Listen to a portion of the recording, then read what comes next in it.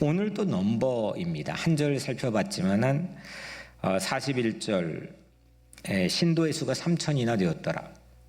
지난주의 넘버는 유지됐고 또 교체됐다라고 하는 것을 살펴봤는데, 이번 주의 넘버의 특징은 증가입니다. 아주 가파른 증가죠. 기독교의 첫 번째 부흥입니다. 부흥의 사전적인 의미를 찾아봤는데, 부흥이라고 하는 뜻은 쇠퇴했던 것, 침체됐던 것이 다시 일어나는 것, 다시 살아나는 것, 이게 부흥의 사전적 의미입니다. 그러니까 아예 없던 게 아니라 이미 있었습니다. 그런데 침체입니다. 그리고 쇠퇴하고 있습니다. 근데 이게 다시 일어나는 것, 다시 살아나는 것, 이게 부흥입니다. 우리 매 주일마다 여호와 유월절 찬양하면 예배, 주일 예배 시작하는데, 그 마지막 부분에 보면 내 안에 죽어가는 예배가 다 살아나리라.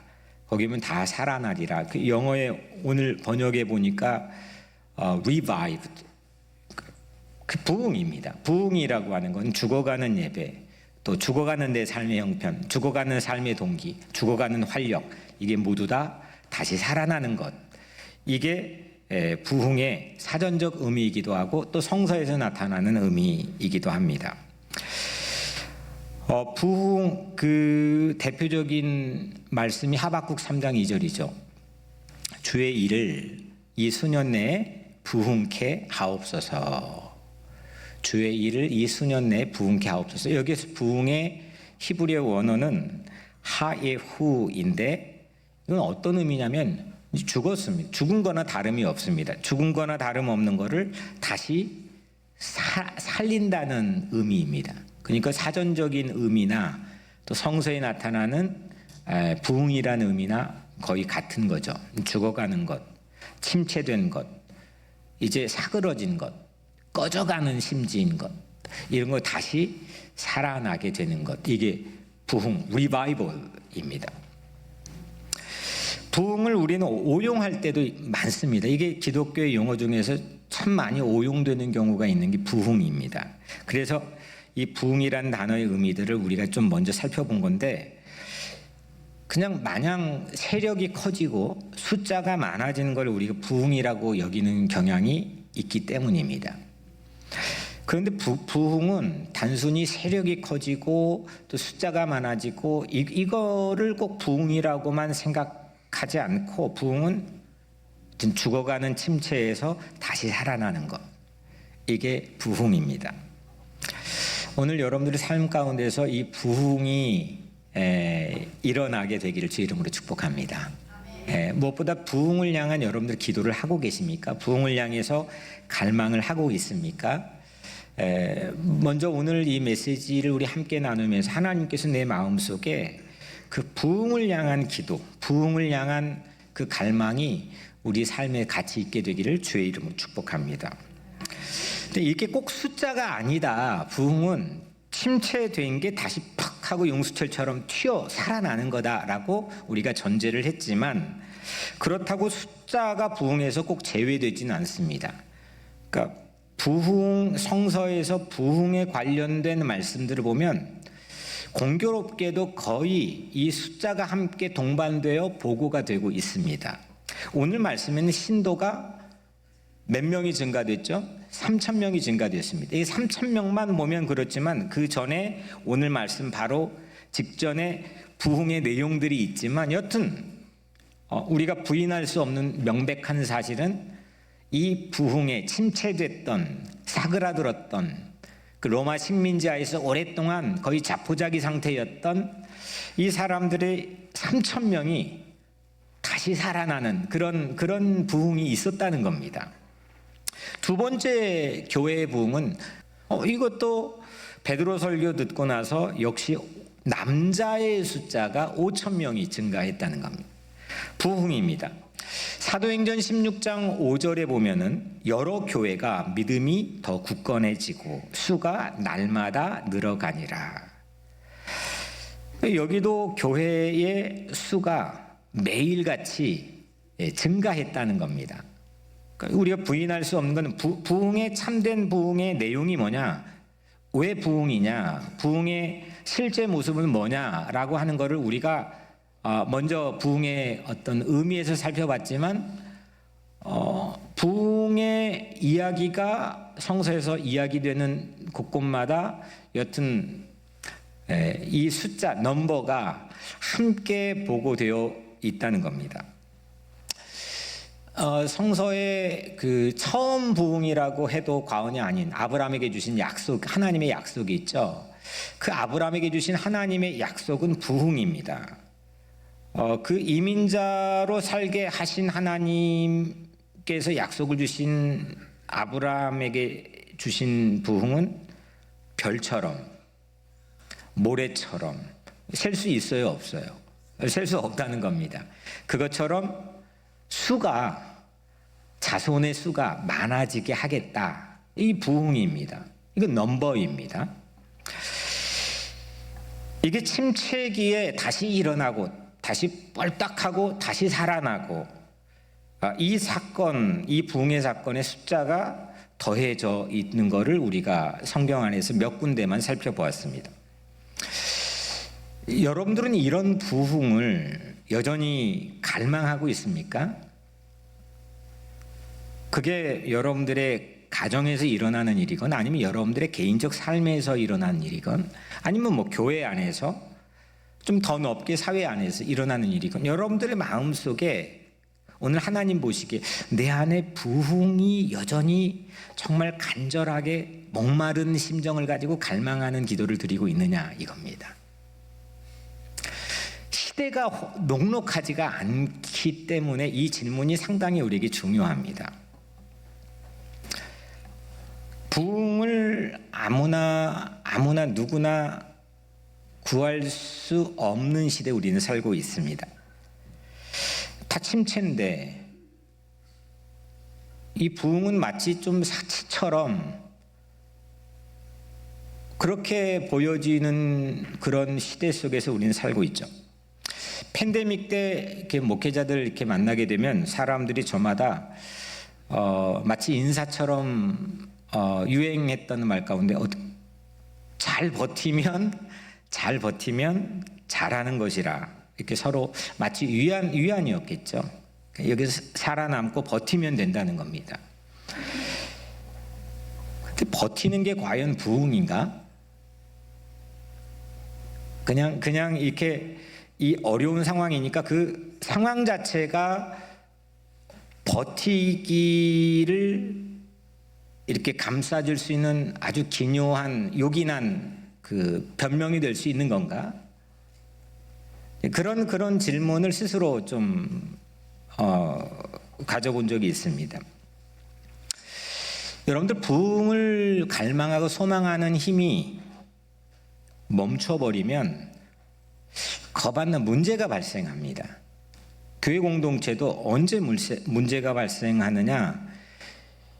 이게 부흥이 멈췄거나 아니면 부흥을 갈망하는 마음 자체가 이게 멈춰버리면 사람이 우선 성급해지고요. 그리고 불만이 생기고요. 또 갈등이 발생을 합니다. 거의 백발백중인 것 같습니다.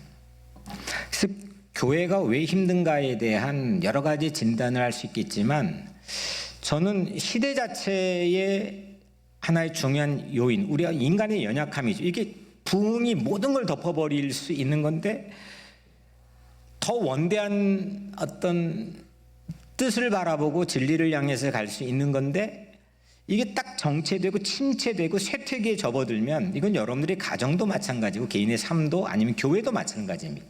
문제가 발생합니다. 그 문제를 핸들링하거나 매니지할 수 있는 힘도 상실하게 되는 거죠. 그래서 부흥이 멈춰버리면 사람들은 무력해집니다. 무력해질 뿐만 아니라 해결하기가 매우 난망한 그런 문제들이 여러분들이 소속하는 공간에서 발생하게 됩니다. 더욱이 부흥을 소망하는 힘을 잃게 되면 믿음을 유지하기가 쉽지 않습니다. 뭔가 바라고 소망하는 힘을 잃어버리는 거죠. 문제와 이슈에 파묻히게 됩니다. 근데 여러분들, 하나님께서는 침체의 시기에 부흥을 반드시 설계하시는 줄로 믿습니다. 아까 부흥의 전제가 어떤 세력이 커지거나 숫자가 급격하게 증가되는 게 꼭 아니라 침체되고 죽어가는, 또 쇠퇴하는 뭔가 다시 살아나고 다시 일어나는 하나님의 일을 부흥이라고 우리가 얘기했잖아요. 그러면 쇠퇴 시기에는 하나님께서는 그냥 멈춰 방관하고 계시느냐? 그렇지 않다는 겁니다. 그 시기에 하나님은 반드시 부흥을 설계하고 계신다는 거죠. 그래서 하박국 예언자의 삶의 자리도 마찬가지지만 하박국 예언자의 기도거든요. 기도처럼 주의 일을 수년 내에 부흥케 하옵소서.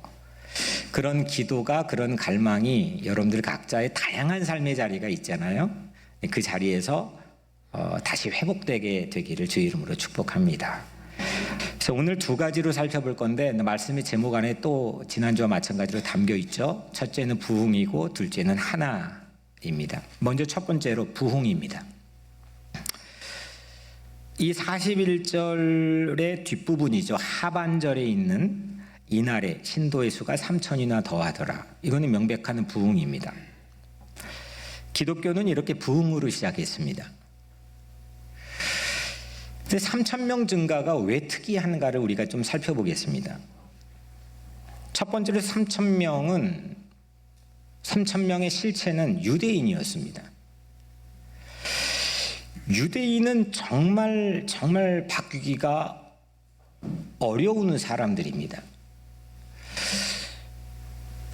왜냐하면 그들은 유일신 하나님을 믿고 있었기 때문에 예수님을 그리스도로, 메시아로 받아들이기가 매우 어려웠습니다. 그래서 결국 종국에는 예수를 십자가에 못 박아 죽이는데 이 유대인들이 직간접적으로 다 관여되어 있습니다. 지금까지의 종교전쟁, 2000년 동안 종교전쟁, 최근도 마찬가지입니다. 그 예수를 누가 죽였냐라고 하는 서방과 동방의 내밀히 깊이 들여다보면 그 전쟁의 원인이 다분합니다. 거기에 책임을 벗어나기 매우 힘든 그런 원죄가 이 유대인들에겐 있습니다.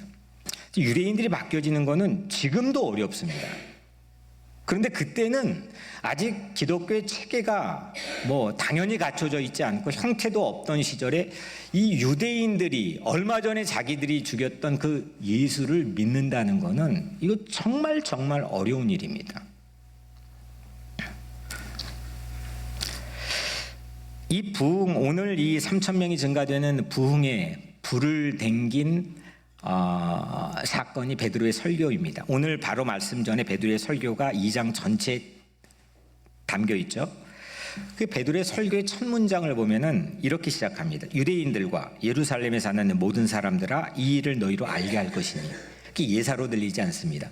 지금 이 설교를 누가 듣고 있느냐? 저기 다른 외국인이나 이민자들이 듣고 있는 게 아니라 명백하게 유대인들과 예루살렘에 사는 주민들입니다. 베드로는 유대인들에게 설교했고 그날 신도가 이 3,000명이 바뀌었는데 전부 다가 유대인이었습니다. 이건 부흥입니다. 이거는 사람이 만들어낼 수 없는 하나님이 하시는 부흥입니다. 두 번째로, 당시 예수를 믿게 되면 어떤 일이 발생됩니까? 아유, 너 잘했다, 우리 오늘 주의 이름으로 환영합니다처럼 박수 쳐주고 그럽니까? 그렇지 않죠. 박해를 받았습니다. 그냥 손해를 보는 게 아니라 생명의 위해를 받게 됩니다.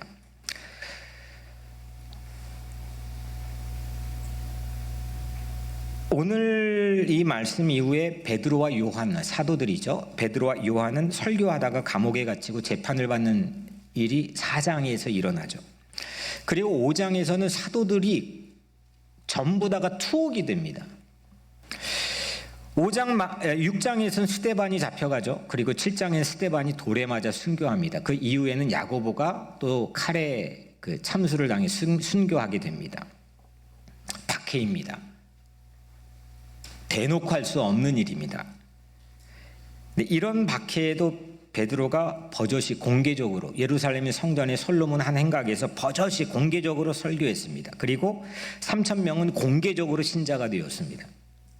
마지막 세 번째로 3,000명의 증가가 특별한 것은 설교자였던 베드로 때문입니다.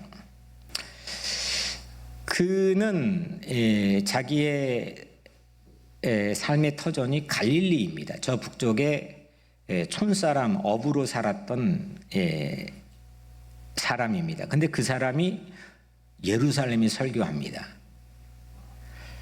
매사 성급했던 사람으로 성서에서는 보여집니다. 그리고 최근 불과 한 50일 조금 이상 되는 전에 자기 스승을 배반했던 것을 자기 사도들도 그리고 주변에 있는 사람도 버젓이 다 알고 있습니다. 서툰 사람입니다. 상당히 연약한 사람이고 출신 배경도 직업도 어디 하나 내놓을 것 없는 사람입니다. 그 사람이 설교했습니다. 그런데 3,000명이 그 설교를 듣고 깊은 침체에서 팍 하고 일어났습니다. 신자가 되었습니다. 이렇게 세 가지를 우리는 살펴봤죠. 유대인이 신자가 됐네, 박해에도 위협에도 대놓고 신자가 되었고, 베드로 설교로 신자가 됐다. 이건 사람이 할 수 없는 성령께서 이루시는 명백한 부흥이라고 저는 믿습니다. 저는 오늘 여러분들께 오늘 이 말씀을 가지고 함께 도전하고 싶습니다. 어떤 침체에도 내 스스로 평가하기에 어떤 자격 조건의 미달이라고 생각되는 상황에서도 꺾이지 않는 마음, 그게 저는 부흥의 시작이라고 믿습니다. 오늘 여러분들의 마음속에 이 세 가지 3,000명의 실체를 보니까 유대인들이 그때의 박해에도 베드로가 그런데 3,000명이 신자가 되었다는 이 놀라운 부흥, 하나님이 우리 가운데서도 그와 동일한 부흥을 설계하고 이루신다는 그 믿음을 가지고 꺾이지 않는 마음이 오늘 여러분들에게 하나님이 선사해 주시기를 주 이름으로 축복합니다. 그래서 중요한 질문은 여전히 여러분들은 부흥을 갈망하고 있습니까? 여전히 여러분들은 부흥을 위해 기도할 그런 삶을 누리고 있습니까? 다 안 된다 그러는데, 버티면 그냥 괜찮다는데, 그때도 여전히 새로운 꿈을 향해서 하고 있습니까? 이런 도전이 하나님께서 여러분들의 마음에 노크를 해주시기를 바랍니다. 저는 한국교회 부흥의 어린 시절을 맛봤습니다. 80년, 70년 그 시기에 한국교회는 우선 수적으로도 부흥했지만 독재 정권 반독재 운동, 민주화 운동을 하면서 목숨 내놓고 한 사람들 전부 다 기독교인이었습니다. 그러면서 이 두 가지, 이 복음주의 계열과 또 사회에 어떤 참여를 하면서 했던 이 양축이 그 다음 90년대부터 점점 무너져 내렸습니다. 교회가 교회다운 어떤 구실과 역할을 하는 기능 자체가 무너졌습니다. 제가 목회를 시작한 1990년대, 그때 한국교회는 통계적으로 지금 보면 정확히 그때부터는 정체기입니다. 그리고 2000년대 들어서 침체기에 빠졌고, 지금 작금에 살고 있는 오늘날은 교회가 여러분도 알다시피 마치 하나의 어떤 비아냥과 조롱의 대상이 되는 경우가 있어 참 마음이 아픈 경우가 많습니다. 마음이 아프고 이런 건 둘째치고, 우리는 살아계신 하나님과 여전히 우리 가운데 함께 동행하시는 임마누엘 예수 그리스도를 믿기 때문에 이 상황의 변화, 숫자의 변화가 과연 내 삶의 믿음과는 어떤 관련이 있는지를 우리는 물어야 됩니다. 저는 만만치 않은 시대에 목회하고 있는 겁니다. 그리고 여러분들은 매우 침체된 시기에 신앙생활을 하고 있는 겁니다. 좀 더 넓게, 좀 깊이, 좀 이게 지도를 좀 펼쳐놓고 보면 우리는 그런 시기에 서 있는 겁니다. 그러면 부흥이라고 하는 게 버티기가 부흥으로 과연 대변될 수 있는 건가? 이 시기에 그러면 그냥 이렇게 지나가면 되는 건가? 우리는 그렇게 살면 되는 건가? 이게 저의 개인적 고민이었습니다. 성서 속에 있는 포로기들, 성서에는 크게는 구약 성서는 두 가지의 포로기들의 어떤 역사적 배경으로 대부분의 분량이 채워져 있습니다. 창세기부터 말라기까지. 근데 성서 속에 포로기들이 활동했던 예언자들이 있죠. 그 예언자들이 침체기라고 해서 버티면 된다라고 메시지를 전했습니까? 침체기니까, 이게 안 되는 시기니까, 지금 매우 어려운 시기니까 그냥 주저앉아 있었습니까? 그냥 그걸로 우울한 마음을 달래며 스스로 위안하고 서로 그냥 위안하면서 그 시기를 채웠습니까? 절대 성경은 그렇게 우리에게 고백하고 있지 않습니다. 도리어 그 시기에 성서에 가장 많은 분량을 쓰도록 하나님은 역사하셨습니다. 여전히 꿈을 꾸게 했고요, 여전히 환상을 보게 했고요, 여전히 비전을 토해내게 했습니다. 안 되는 때에 하나님이 이루신 비전과 부흥을 갈망하는 마음을 결코 포기하지 않았던 그 시대에 믿는 사람들을 성경은 가장 많은 분량으로 우리에게 보여주고 있는 거죠. 시편, 창세기, 대부분의 성경이 사실은 그 자리에서 부흥을 갈망하고 하나님께서 부흥을 토해내게 하는 그런 성서의 말씀들입니다. 대단한 거죠. 부흥을 사모하는 최적기는 그래서 침체기라고 저는 생각합니다. 세 가지 살펴봤잖아요. 안 되는 사람, 유대인들도 안 되는 때, 박해 시기에도 안 되는 자격, 그 베드로의 그 자격 없는 삶에도 하나님께서는 3천 신자가 늘어나는 부흥을 일궈주셨잖아요. 꺾이지 않는 믿음이 중요하다니까요. 꺾여버리면, 버티면 그만, 그게 최상이라고 생각하지만 꺾이지 않는 믿음, 그 믿음을 서로 독려해주고 서로 꺾이지 말자고 기도해줄 수 있는 공동체가 있다고 하는 건 우리에게는 축복이고 선물이라고 생각합니다. 우리 함께 그 꺾이지 않는 믿음으로 하나님께 부흥을 갈망하고 부흥을 위해 기도할 수 있는 그런 여러분들의 삶이 되기를 주님의 이름으로 축복합니다. 두 번째로 하나입니다.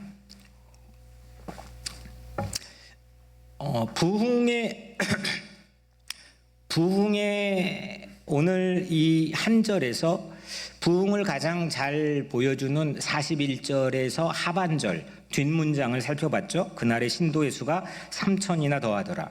이건 명백한 부흥입니다. 우리가 첫 번째 대지에 살펴봤죠. 근데 반면에요, 부흥을 잘못된 함정으로 빠지지 않도록 붙들어주는 말씀이 오늘 41절 상반절에 있습니다. 41절 앞문장이죠. 그걸 놓치지 않아야 되는데 41절의 앞문장이 이렇게 기록되어 있어요. 그 말을 받은 사람들은 세례를 받으매.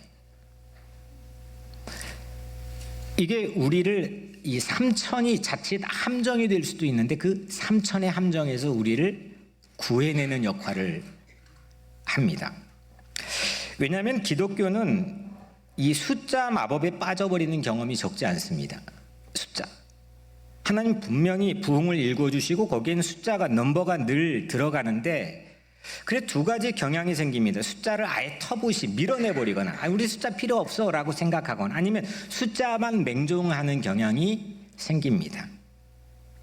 이 숫자의 매직에 빠진 경험이 우리 기독교 안에 적지 않다는 겁니다. 숫자라고 한다면 부흥은 뭐라도 팔겠다는 겁니다. 부흥은 인위적으로 만들고 싶은 욕망이 우리 안에 도사리고 있다는 거죠. 숫자 만능주의가 부흥을 대변하는 것처럼 오용되는 경향이 상당히 많이 있습니다. 대표적인 게 번영신학이죠. 그런데 여러분들, 이 첫 번째 앞문장은 어떻게 해서 이 뒷문장의 숫자 함정, 넘버 함정에 빠지지 않도록 우리를 지켜주느냐? 참된 부흥은 하나를 간과하지 않습니다. 삼천이 있지만 그 안에서 하나를 결코 무시하고 밀어내지 않습니다. 오늘 읽지는 않았지만요, 오늘 바로 읽기 위에 보면 이 부흥의 실체적인 어떤 모습이 나오는데 38절에 베드로가 이렇게 말합니다. 너희가 회개하여 각각 예수 그리스도 이름으로 세례를 받고 죄사함을 받으라. 그리하면 성령의 선물을 받으리니. 여기 각각입니다. 각각. 한 사람씩 회개하고, 한 사람씩 세례받고, 한 사람씩 용서받고, 한 사람씩 성령의 선물을 받습니다. 3천이라는 큰 숫자의 신자가 갑자기 확 하고 급격하게 첫 번째 기독교의 부흥을 이루었지만, 그런데 거기에서 놓치지 않았던 매우 중요한 부흥의 한 단면은 한 사람 각각입니다. 참된 부흥은 이렇게 하나를 결코 간과하지 않습니다. 부흥은 숫자에 각각이 그냥 묻혀버리지 않는다는 거죠. 한 사람이 도외시 되지 않습니다. 41절에 그래서 부흥은 이 앞문장과 뒷문장, 그 짧은 문장이지만 그 말을 받은 사람들은 세례를 받으매, 이거는 하나와 부흥이 같이 공존하는 참된 부흥을 우리에게 보여주고 있습니다.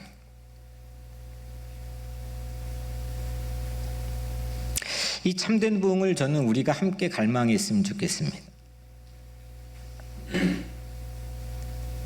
우리는 어떤 부흥인지를 물어야 됩니다. 하나로부터 비롯된 삼천인지, 그 삼천에서 하나가 살아있는지, 또 삼천에서 하나를 볼 수 있는지, 우리는 그걸 물어야 참된 부흥을 이룰 수 있습니다. 아니면 우리의 야망이나 욕망에 그치기가 매우 쉽다는 걸 역사는 우리에게 보여주죠. 여러분, 세례를 어떻게 줍니까? 한 사람씩 줍니까? 집단적으로 줍니까? 한 사람씩 주죠. 오늘 성령 충만했던 베드로는 그 참된 부흥의 불쏘시개의 역할을 하면서 중요한 모습을 보여줬는데, 3천 신자가 예수를 믿기로 했다면 그보다 더 많은 사람은 분명히 그 자리에 있었다는 거 아닙니까? 근데 그 몇천 명의 무리에서 각각을 말씀했다는 겁니다. 각각. 그걸 놓치지 않았다는 겁니다. 각각 한 사람씩 예수 그리스도의 이름으로 세례를 받고, 각각 이걸 놓쳐버린 순간 부흥은 참된 부흥이 될 수가 없다는 거죠. 예수님도 이런 비유를 해주셨죠. 100마리 양이 있는데 거기에서 길을 몇 마리가 잃었습니까? 딱 한 마리 잃었습니다. 근데 만약에 제가 여기 우리 교인 가운데 한 성도가 어려움을 당해서 그 성도를 찾는데 제가 몇 개월만 좀 이 교회를 비우겠습니다 하면 여러분들이 어떻게 이해하겠어요? 이게 말이 안 되는 겁니다. 계산이 안 서는 겁니다. 근데 예수님께서 그렇게 말씀해 주셨습니다. 이건 비유인데 이거 어떤 의미일까?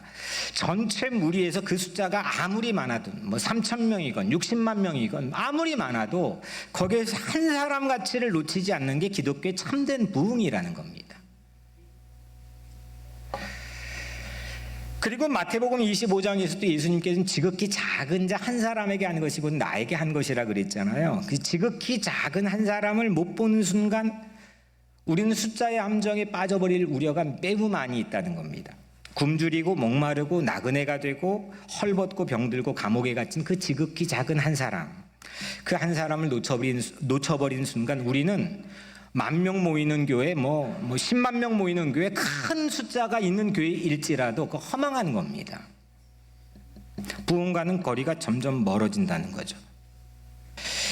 오늘 이제 투게더 모임을 이끌어간 리더인 가베들 모임을 했는데 이른비 예배 때 했습니다. 그런데 저는 이른비는 좀 우려했습니다. 왜냐하면 리더가 부족해가지고 좀 숫자가 여기 상대적으로 두세 사람이 지켜지지 않고 좀 더 많아 있기 때문입니다. 그래서 제가 먼저 선수를 쳤죠. 이게 지금 상황이 안 돼 죄송합니다. 리더를 수급해가지고 거기에 맞게끔 해야 되는데, 근데 제 우려와 달리 한 장로님 장로님께서 해주신 얘기가 제게는 참 용기가 되었습니다. 그 장로님이 이런 얘기를 해주셨습니다. 아주 오래 다녔는데, 이 교회에서 이게 오래 다녔는데 그 사람, 그 성도의 형편을 전혀 몰랐다는 겁니다. 그래서 어느 날 내 투게더 그룹이 되어서 기도하려는데 그 이름이 기억이 나지를 않았다는 겁니다. 그런데 그 모임을 하면서 정말 몰랐던 그런 그 가슴 아픈 어떤 상황이나 형편을 너무 잘 알게 되었고, 그리고 그 기도의 제목과 삶에 대한 간절한 소망을 알게 되었다는 겁니다. 그리고 지금은 꼭 기도하고 있다는 겁니다. 그리고 돌봄이 깊어졌다는 겁니다. 그래 장로님들의 삶이 참 이러면 참, 물론 저에게도 좋은 동역자이지만 본인이 얼마나 그 하나님의 일을 하는 목양의 기쁨이 있으실까라는 생각을 가졌습니다. 사람은 사랑하면서 그 한 사람을 바라보고 한 사람을 돌보고 서로 간의 사랑을 주고받으면서 참된 행복과 참된 회복의 능력들을 우리는 교환하게 되는 거거든요. 한 사람을 그 장로님은 만난 겁니다. 고작 한 대여섯 명 되는 그 그룹인데 거기에서 한 사람을 만난 거죠. 그러면서 막 흥분해서 얘기하셨습니다. 오늘 본문에서도 신자 3천, 증가된 3,000명이 이후에 어떻게 생활하는지를 오늘 이후의 2장 마지막 부분의 45절에 이렇게 얘기합니다. 또 재산과 소유를 팔아 각 사람의 필요를 따라 나눠 주며, 각 사람의 필요를 따라 나눠줬습니다.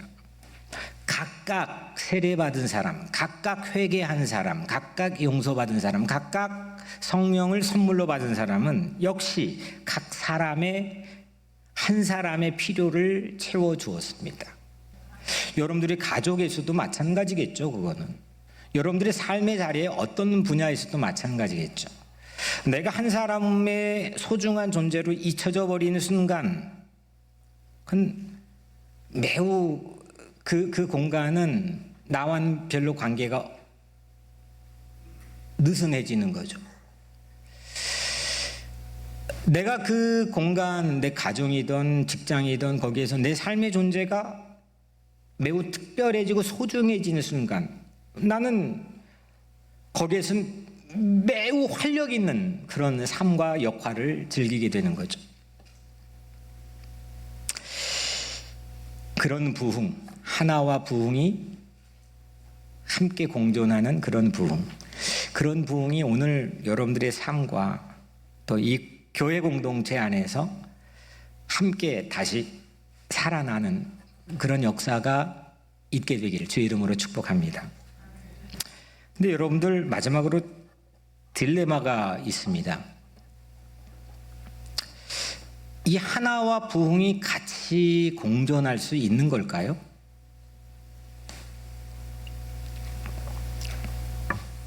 한 사람과 이 부흥이 같이 갈 수 있는 걸까? 처음은 이 한 사람의 가치가 중요한 걸로 사업을 창업하던 뭘 하던 그렇게 시작하겠죠, 모든 게. 근데 과연 이게 어느 정도의 성장과 부흥을 이룩한 그 시점에서 과연 그게 유지가 되느냐? 다시 말하면, 바꾸어 말하면 초심이 과연 어느 정도까지 유지가 될 수 있느냐? 이 인간적인 한계입니다. 인간의 연약함이라고 생각합니다. 매우 어려운 일이라고 생각합니다. 하나에서 하나밖에 없는데 거기에 3천을 들여다보는 힘,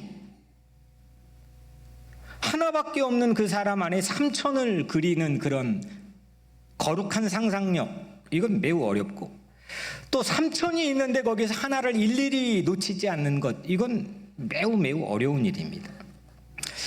저는 우리 힘으로는 불가능하다고 생각합니다.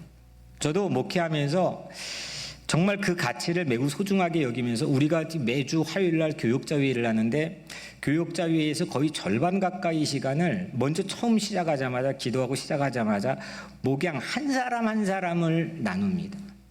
이게 의도적인 겁니다. 우리 교회는 한 사람의 이 소중한 그럼에도 불구하고요, 여러분.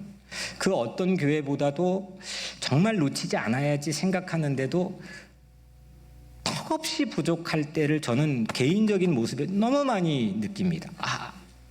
여기서, 저기서. 저는요, 눈이 2개밖에 없고, 이게 지금 다 보지만, 눈이 2개밖에 없고, 손 2개밖에 없는 사람입니다. 그래서 이쪽을 보고 있는데 저쪽을 못 볼 때도 있는 거죠. 보려고 노력하는데 안 될 때도 있는 겁니다. 또 하나에서 더 큰 하나님의 부흥을 꿈꾸는 거를 놓칠 때도 있는 겁니다. 딜레마입니다. 목회하는 사람으로서 아마 모두가 가질 수 있는 딜레마일 수도 있겠지만 여하튼 저에게는 솔직한 그런 딜레마이고 고민입니다. 점점 커질수록 하나의 자리는 그 자리를 상실하여 없어지고 하나였을 때는 부흥을 꿈꾸지 않는 그런 우리의 나약한 모습이라고 생각합니다. 그것을 아셨을 예수님도 그래서 비유로 100마리 양에서 한 마리 찾는 이야기를 들려주셨겠고, 동전 10개에서 밤새 1개 동전을 밤새 찾는 여인의 얘기도 들려주셨겠죠. 그게 참된 부흥인데 우리 힘으로는 상당히 불가능에 가깝습니다. 근데 저는 이건 확신합니다. 성령님께서 함께 하시면 우리의 연약함과도 부족함에도 불구하고 이 하나와 부흥이 함께 공존하여 가능하다라고 하는 확신은 제 마음속에 여전히 있습니다. 우리는 여전히 우리 각자 삶의 터전이나 아니면 신앙생활의 어떤 공동체의 자리에서 하나와 부흥 사이에서 오락가락하고 있는지도 모르겠습니다. 성령께서는 하나와 부흥 사이에서 나를 잃어버리지 않는 부흥, 또 너 한 사람을 잃어버리지 않는 부흥으로 이끌어 주신다는 것을 우리가 저나 여러분들이나 피차 오늘 말씀을 통해서 확신하며 다시 꿈을 꾸고 다시 부흥을 위해 기도하는 그런 시간이 되면 좋겠습니다. 이런 메시지가 여러분들의 삶에 어떤 관련이 있을까 생각해 봤는데, 작은 것과 커지는 것을 같이 볼 수 있느냐? 하나와 큰 것을 같이 볼 수 있느냐? 우리는 할 수 없지만 그걸 가능케 하시는 이루시는 성령님께 기도해봤냐 이겁니다. 기도하고 있느냐 이겁니다. 성령님께 그거에 대해서 도움을 구하고 있느냐 이겁니다. 그게 오늘 말씀 메시지의 핵심입니다. 성령님께서는 해주십니다. 성령님께서는 부흥을 이루어 주십니다. 삼천에서도 하나를 잃지 않고 하나에서 삼천을 꿈꾸고 상상할 수 있는 거룩한 믿음을 성령님께서는 간과하지 않으시고 이루어 주시고 응답해 주시고 부흥해 주신다고 저는 믿습니다. 겨자씨앗 하나가 커져가지고 나무가 되잖아요. 그리고 울창한 나무가 되어서 새들의 보금자리를 만들어주는 얘기를 예수님이 해주셨잖아요. 아니 눈에도 보이지 않는 가장 작은 씨앗 중에 하나인 겨자씨앗, 거기에서 새들까지 오는 거를 그 조그마한 씨앗에 그림을 그릴 수 있다는 것, 이것은 놀라운 비전이고 놀라운 부흥에 대한 갈망 아닙니까? 또 거기 그 큰 거에서 하나의 겨자씨앗을 놓치지 않을 수 있는 그 예수님의 신비로운 부흥을 이루어 가시는 그 주님의 놀라운 그 능력, 이걸 주님을 믿고 기도하는 갈망하는 모든 사람들에게 주신다고 하지 않았습니까? 내게 비록 하나뿐일지라도 미천이 매우 적을지라도 그 작은 것 안에서 낙심하지 마십시오. 그것이 삼천으로 커지는 연대를 꿈꾸십시오. 내 가정이 매우 혼란스럽고 어려워도 내 자녀나 내 손주 안에서 하나님께서 이루어 가실 커다란 부흥을 위해서 갈망하며 기도하십시오. 아무리 복잡하고 바쁘고 분주한 일상의 삶이 부흥하면서 커질지라도 그 안에서 소중한 한 사람의 소리를 귀 기울이는 마음을 잃지 마십시오. 저는 그게 우리 교회의 중요한 영적 브랜드가 되기를 축복합니다. 삼천의 허망한 꿈에 때론 젖어 하나를 놓치는 경향이 많지만 저 또한 또 여러분들 또한 그 삼천의 허망한 꿈에 하나 놓쳐버리는, 그걸 부흥이라고 둔갑시켜버리는 그런 잘못된 가짜 부흥에 우리는 빠져 살지 맙시다. 하나가 본질입니다. 그리고 부흥은 하나님의 일입니다. 부흥은 변화된 사람들이라는 걸 오늘 볼 수 있죠. 바뀌어진 사람들입니다. 회개하는 사람들이 부흥이었고, 용서받은 사람들이 부흥이었고, 세례받는 사람들이 부흥이었고, 성령의 선물을 받는 사람들이 부흥이었습니다. 이 사람들을 부흥케 하신 것은 오늘 베드로의 설교 주제인 예수입니다. 베드로의 설교를 수도 없이 이번 한 주 동안 읽어봤습니다. 거기에 핵심은 예수입니다. 수없이 반복했을 뿐만 아니라 그 예수를 증언하기 위해 설교했습니다. 그랬더니 하나님께서는 부흥을 일궈주셨습니다. 32절 이 예수를 하나님이 살리신지라 우리가 다 이 일의 증인이니라 베드로가 설교했습니다. 36절 너희가 십자가에 못 박은 예수를 하나님이 주와 그리스도가 되게 하셨느니라. 38절 각각 예수 그리스도의 이름으로 세례를 받고 예수가 부흥인 줄로 믿습니다. 우리 죄 때문에 죽으신 예수 그리스도의 이름으로 회개하여 세례받고 용서받는 것, 그것이 부흥입니다. 죽음을 이기시고 다시 살아나신 예수 그리스도, 그분이 부흥입니다. 그래서 예수 잘 믿는 그 우리가 부흥입니다. 사랑하는 여러분, 혹시 팬데믹이 지나갔음에도 불구하고 시대가 그러니까, 뉴스가 그러니까, 사회가 그러니까, 내 심리가 그러니까, 내 마음이 그러니까 혹시 여러분들 부흥을 갈망하는 마음이 꺾여 있습니까? 우리 교회는 어떻습니까? 부흥을 위해 기도하는 마음이 꺾여 있습니까? 그 꺾여진 마음이 다시 그 침체에서 살아나는 새로운 부흥의 역사가 오늘 여러분들의 마음속에 변화되어 있기를 주의 이름으로 축복합니다. 예수가 부흥입니다. 성령은 부흥을 가능케 하고 이루어 주십니다. 하나가 숨쉬는 삼천의 부흥, 하나가 숨 꼴딱 했는데도 무심해버리는 그런 삼천이 아니라 하나하나가 알랄이 숨쉬는, 오롯이 숨쉬는 그 삼천의 부흥을 꿈꾸게 하실 성령님을 함께 의지합시다. 침체의 때니까 도리어 부흥을 꿈꾸는 사람이 필요합니다. 우리 교회에 필요하고 하나님에게 필요합니다. 그게 여러분들이 되어 주십시오. 여러분들이 나는 이제 하나님, 부흥을 일구신 하나님을 바라보고 갈망하면서 믿음으로 기도하겠다는 그 사람을 하나님은 요청하고 찾고 있습니다. 여러분들이 되어 주십시오. 하나와 부흥 이 사이에서 우리에게 힘주시고 부흥을 일구어 가시는 성령님을 만나는 한 주간 되시기를 주님의 이름으로 간절히 축복합니다.